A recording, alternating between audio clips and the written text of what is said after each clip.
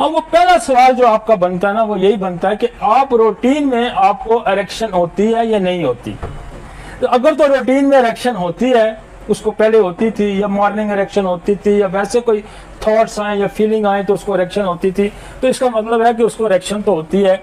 ये मसला फियर का है, खौफ का है। तो यहाँ ही आपको पता चलता है। जब वो ये कहता है कि मुझे वैसे भी इरेक्शन नहीं होती, तो इसका मतलब है ये प्रॉब्लम ज़्यादा सीरियस है। तो फर्स्ट तो आपका जो प्रॉब्लम है कि अगर वो अदरवाइज वो नॉर्मल है, लेकिन जब वो कपुलेशन करने के लिए जाता है तो फिर उसको इरेक्शन प्रॉपरली होती भी है, तो अगर वो ख़त्म हो जाती है तो वो फेलियर है। तो उसके लिए आप इग्नेशिया दे सकते हैं। उसके लिए आप जलसीम, मोस्ट कॉमनली हमारे पास जलसीम के बहुत अच्छे रिजल्ट हैं। आप जलसीम 1M की, या अगर आप ज़्यादा एग्रेसिव आपको चाहिए तो CM की एक डोज दे दें या 1M की एक डोज दें, उसका प्रॉब्लम सॉल्व हो जाएगा। सेकेंडली, ये जो आपने लाइफ के अंदर इमोशनल सप्रेशन हुई होती है, सेक्सुअल सप्रेशन भी हो जाती है, तो अगर आप जलसीम के बाद अगर किसी दूसरी दवाई की जरूरत पड़ती है तो वो स्टेफिसाइगेरिया की जरूरत पड़ती है। तो आप जलसीम की एक डोज दे दें, स्टेफिसाइगेरिया। अगर आपके पास फर्स्ट डे ही बंदा आ जाता है तो आप जलसीम और स्टेफिसाइगेरिया, लेकिन अगर आपके पास 2, 3, 4 दिन गुजर जाते हैं तो बंदा आता है, तो फिर आप चूंकि वो बंदा शॉक में भी चला जाता है, उसके साथ ट्रॉमा भी शुरू हो गया है कि वो सोचता कि ये मेरे साथ क्या हो गया, तो वो डिसअपॉइंटमेंट भी आ जाती है, शॉक भी आ जाता है। तो फिर आप इग्नेशिया जलसीम का इस्तेमाल कर सकते हैं और फिर स्टेफिसाइगेरिया की तरफ आ जा सकते हैं। तो एक तो हमारे पास बहुत अच्छी दवाई है ओनोस्मोडियम। ये अमूमन में एक का डोज हम देते हैं, ये मेल और फीमेल दोनों में काम आती है। एक डोज दे दें तो उसकी जो लिबिडो लेवल है वो बेहतर हो जाता है। अच्छा, हिस्ट्री कहीं आपको देखें, गोनोरियल हिस्ट्री पाई जाती है, साइकोटिक पेशेंट है तो मेडोरिन बहुत अच्छा रिस्पांस करती है। 200 की एक डोज दे दें तो उसके अंदर डिजायर, उसको लिबिडो, उसको सारा फौरन, बल्कि अगले दिन ही मरीज आके कहेगा जी 1 डोज से मैं काफी बेहतर हो गया हूँ। एग्नेस कास्टस भी रिलेटेड है, बहुत ज्यादा सेक्सुअल एक्टिविटीज में रहा हो बंदा और साइकोसिस भी हुआ, उसको गोनोरिया भी रिपीटेडली हुआ, तो एग्नेस बहुत अच्छा रिस्पांस करती है। इसी तरह कास्टिकम है, ये भी अच्छा रिस्पांस करती है।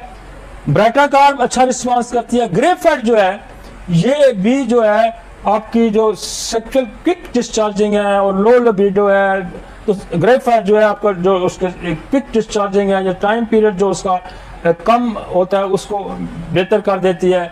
ये अम्पल्ला है, उस दवाई एसिड फास्ट भी यही काम करती है, तो ये उसके ड्यूरेशन को जो है उसको बढ़ा देती है।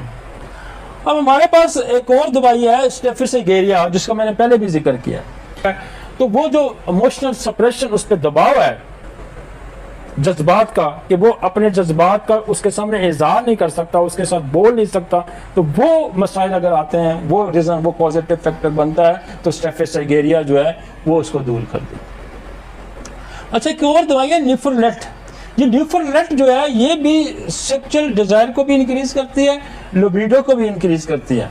और ये बहुत कॉमनली जो हमारे जो मेल ऑर्गन है उसकी जो रिट्रैक्शन हो जाती है, उसका कमी हो जाती है, साइज में कमी हो जाती है, रिट्रैक्ट कर जाता है, वहाँ भी न्यूफरलेटम का बड़ा रोल है और बहुत सारे क्लिनिक्स में इसका इस्तेमाल भी बहुत ज़्यादा है। और ये जो रिट्रैक्शन का जो मैंने लफ्ज़ यूज़ किया, ये इसके लिए एग्नेशिया भी बहुत बड़ी दवाई है, इसके लिए आपकी लाइकोपोडियम बड़ी दवाई है, इसके लिए आपकी ब्राटाकार्ब दवाई है, तो ये इसके अम्पल्ला और भी दवाइयाँ हैं। फिर लो लिबिडो में हमारे पास एक और बड़ी दवाई है, वो जो है ना आरामेट है। और आरामेट भी जो है वो इम्पोटेंसी में भी यूज होती है, वो इनफर्टिलिटी में भी यूज होती है, और दोनों साइड पे यूज होती है, मेल में भी यूज होती है, फीमेल में भी यूज होती है। इसलिए जब पुराने कदीम, जब मैं अरेबियंस को पढ़ता हूँ, अरेबियन जो तबीब थे, जब मैं उनको पढ़ता हूँ, और हनीमन ने भी जिक्र किया है अरेबियन का। अरेबियन जो तबीब थे, अरेबियन जो फिजिशियन थे, उन्होंने आरामेट में बहुत काम किया, और हनीमन जो है अपने मटीरिया मेडिका प्योरा में अरेबियन को कोड करता है। और पुराने जमाने में जो बादशाह बर्तनों के, सोने के बर्तनों में जो खाना खाते थे, उसकी ये रीजन नहीं थी कि वो बर्तन बहुत कीमती थे, उसकी ये रीजन थी कि सेक्सुअल एक्साइटमेंट पैदा करता है जो गोल्ड है। और इसीलिए अरेबियन के यहाँ अरेबियन के यहाँ कसरत से मैरिटेड की शादियों की कसरत कदीम जमाने से पाई जाती है। दुनिया सारी में से सबसे ज्यादा जो शादियां कसरत से की हैं वो अरेबियन ने की हैं, और इसी वजह से वहां गोल्ड का इस्तेमाल होता था। इसी वजह से रसूल पाक ने भी गोल्ड के बारे में कुछ जिक्र किया, मर्दों को मना किया गया कि आप गोल्ड ना पहने। उसकी वजह यह थी कि इससे और ज़्यादा एक्साइटमेंट हो जाती थी। मर्द वैसे भी बड़े पावरफुल स्ट्रेंथ में होता है, तो गोल्ड पहनने से और स्ट्रेंथ आती थी। और औरतों को इसलिए भी इजाज़त दी जाएगी कि गोल्ड पहनने की कि जो बच्चे औरतें बच्चे पैदा करती हैं, जनती हैं बच्चे, उसकी वजह से वो वीक हो जाती हैं, और गोल्ड के मस होने से उनके अंदर एक पावर, उनकी हड्डियाँ इससे मजबूत हो जाती हैं। और लेटेस्ट रिसर्च में ये आया है और कि ये हड्डियों की जगह एंटीसेप्टिक भी है, और हड्डियों की कमजोरी की बहुत बड़ी दवाई है। और ओलनमेट जो है ये आपकी जो ओलिगोस्पर्मिया या एजोस्पर्मिया है उसमें भी इसका बड़ा रोल है। और ये जो आपका जरासूमा है, जो स्पर्म है, इसको तकवीत भी देता है, इसकी प्रोडक्शन को भी तेज करता है। तो ओलनमेट मेल एंड फीमेल दोनों में सेक्सुअल एक्साइटमेंट पैदा करता है। जी, डायबिटीज की वजह से जो लो लिबिडो आ जाती है, उसमें देखें जी जो किताबों में जो जिक्र है आपके रेपर्टरी में, उसमें देखें आपका मॉस्कस का जिक्र है, उसमें कोका का जिक्र है। लेकिन हमें क्लिनिकली जो ज्यादा रिजल्ट मिलते हैं वो एसिड फास्ट बहुत अच्छा काम करती है, उसमें फास्फोरस बड़ा अच्छा काम करती है, और उसमें लाइकोपोडियम बड़ा अच्छा काम करती है।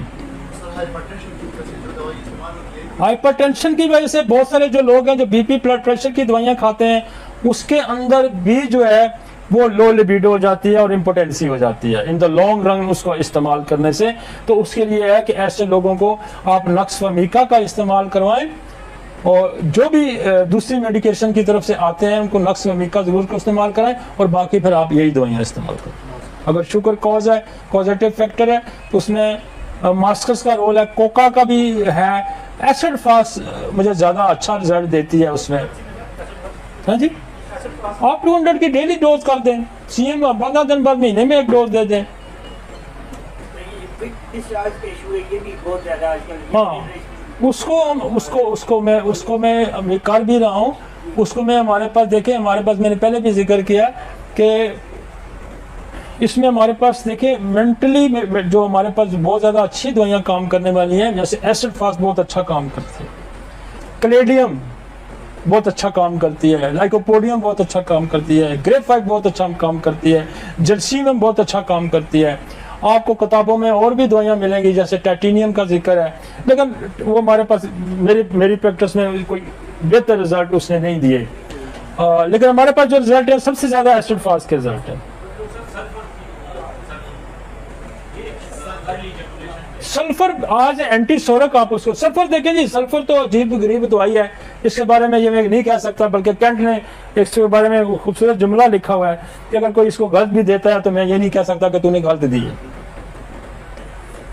सल्फर के बारे में कैंट ये लिखता है कि अगर इसको कोई गलत भी देता है ना, तो मैं उसको ये नहीं कह सकता कि तूने गलत दवाई दी है। सल्फर तो एंटी सोरक है और बहुत बड़ी दवाई है, बहुत जगह पे इसके रिजल्ट मिलते हैं और जहाँ किसी और दवा के नहीं मिलते।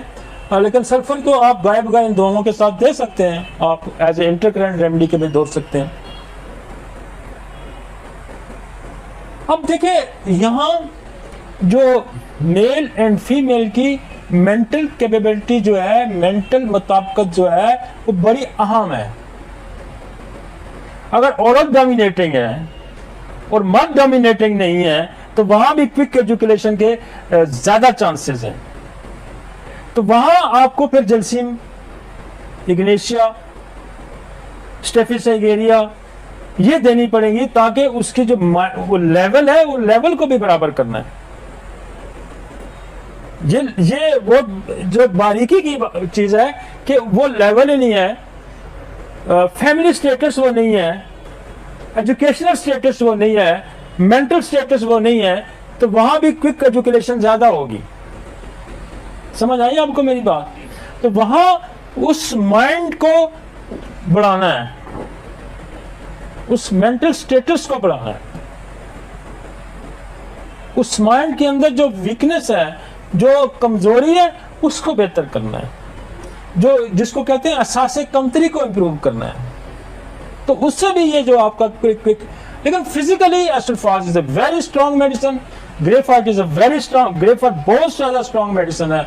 आपके जो क्लेडियम, सेलेनियम, लाइकोपोडियम, कोनियम, ये सारी जो है ये वो मेडिसिन है जो पिक एजुकेशन को रोकती हैं।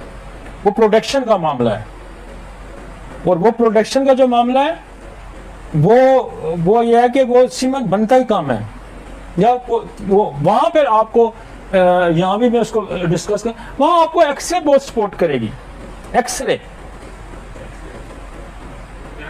वहां एक्सरे बहुत सपोर्ट करेगी, वहां आरोमेट आपको बहुत सपोर्ट करेगी, वहां आप उसको आर्काइटिनम का इस्तेमाल करें, आर्काइटिनम का जो सार्कोड है उसका इस्तेमाल करें, वो आपको सपोर्ट करेगी।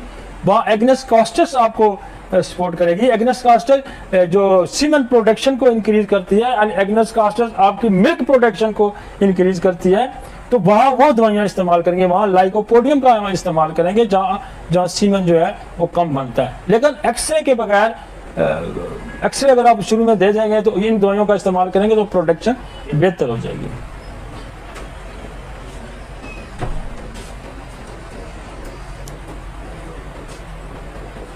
अच्छा, ये बहुत क्राइसिस आते हैं। ये क्राइसिस ऐसे आते हैं कि आप ये समझें कि यहाँ तलाक हो जाती है, यहाँ डाइवर्स हो जाती है। आपका ये काम है तो दोनों साइड्स को बराबर करना, और ये बड़ी मजे की साइंस है। ये एक एक डोज से लोग ठीक हो जाते हैं, एक एक डोज से लोग ठीक हो जाते हैं। और मैं आपको बताऊं कि हमने सैकड़ों फैमिलीज के, हजारों फैमिलियों की सेपरेशन को रोका है।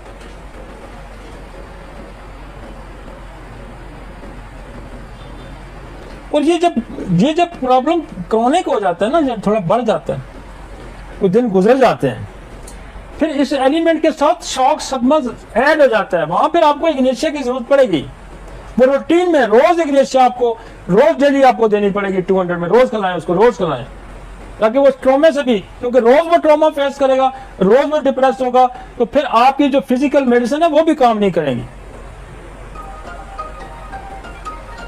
फिर इसमें जो अद्वियात का तालमेल है, जो अद्वियात एक दूसरे के बाद काम करने वाली हैं, उसको भी आपने देखना है।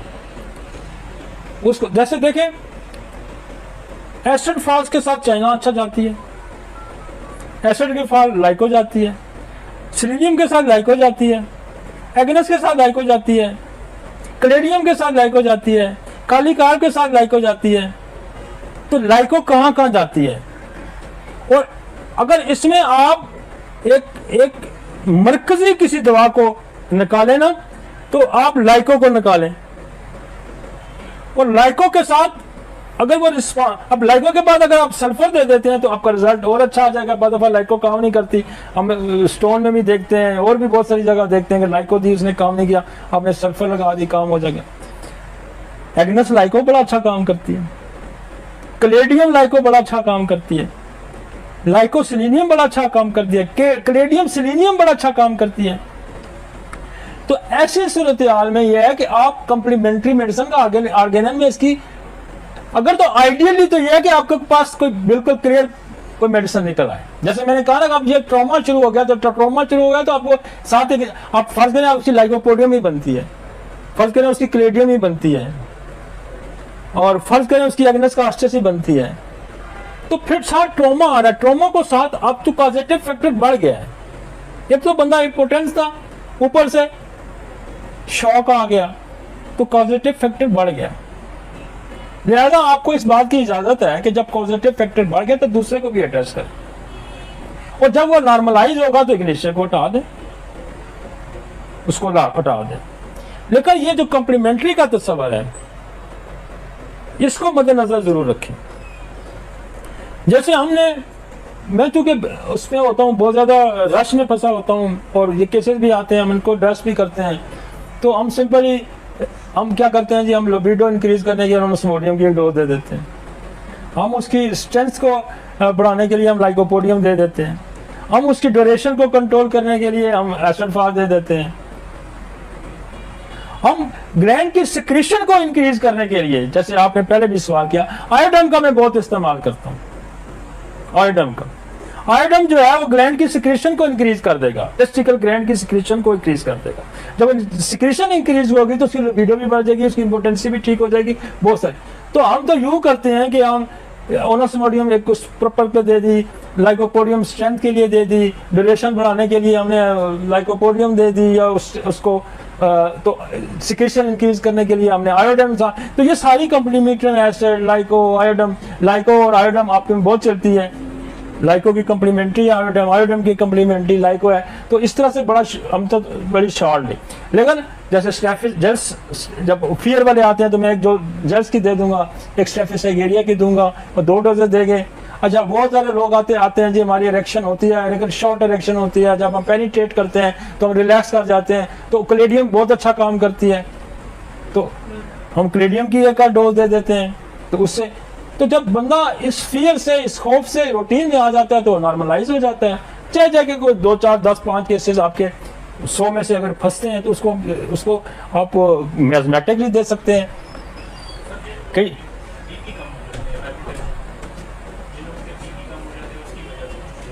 नहीं, बीपी जिन लोगों का कम हो जाता है ना, 2 दवाइयां बीपी में, आप कालीफास उसको नर्वस के तौर पे आप दे सकते हैं। जर्सी में बहुत ज्यादा बीपी को अप करती है, तो आप जल्सीम दें, दोनों रोल प्ले करती है। जल्सीम बीपी को भी ठीक कर देगी, उसके वैसे भी। और जल्सीम वो दवाई है जो आपकी सेक्सुअल, मतलब बहुत ज्यादा सेक्सुअल एक्टिविटी के बाद वीकनेस आ जाती है, जैसे चाइना है, काली कार्ब है, एसिड फास है, बहुत सारी ऐसी दवाइयां हैं। काली कार्ब बहुत कसरत से यूज होती है, चाइना बहुत कसरत से यूज होती है, एसिड फास बहुत कसरत से यूज होती है, सेलेनियम कसरत से यूज होती है, सेलिकस नाइग्रा है, एवनास्टाइवा है। ये वो सारी दवाइयां हैं कि एक्सेसिव इस्तेमाल के बाद अगर बॉडी के अंदर वीकनेस आ जाती है तो फिर वो, ये जब हम चलेंगे ना, जब हम निकलेंगे 40 के क्रॉस करते हैं हम, जब 40 का सेशन क्रॉस करेंगे तो आपकी ये दवाइयां फिर और तरह से एंटर होंगी। अभी किसी और अंदाज में मैं आपको समझा रहा हूँ। जब हमने 40 क्रॉस करना है तो इन दवाइयों की नोयत जो है, इनकी एक्टिविटीज, इनका एक्शन डिफरेंट हो जाएगा। फिर हम वहां डिजेनरेशन पे चले जाएंगे, वहां फिर एसिड फॉल, लाइको, वो डिफरेंट उस पर्पज से आएगी। यहां थोड़ा सा हमने झटका देना होता है इस स्टेज में। ये 18 से बाद बहुत ज्यादा हमें झटके लगाने की जरूरत नहीं होती, बहुत ज्यादा मेडिकेशन की हमें यहाँ जरूरत नहीं पड़ती। यहाँ थोड़ा सा पुशअप करेंगे, मसला थोड़ा सा कहीं ना कहीं ट्रिगर होगा तो मामला ठीक हो जाएंगे।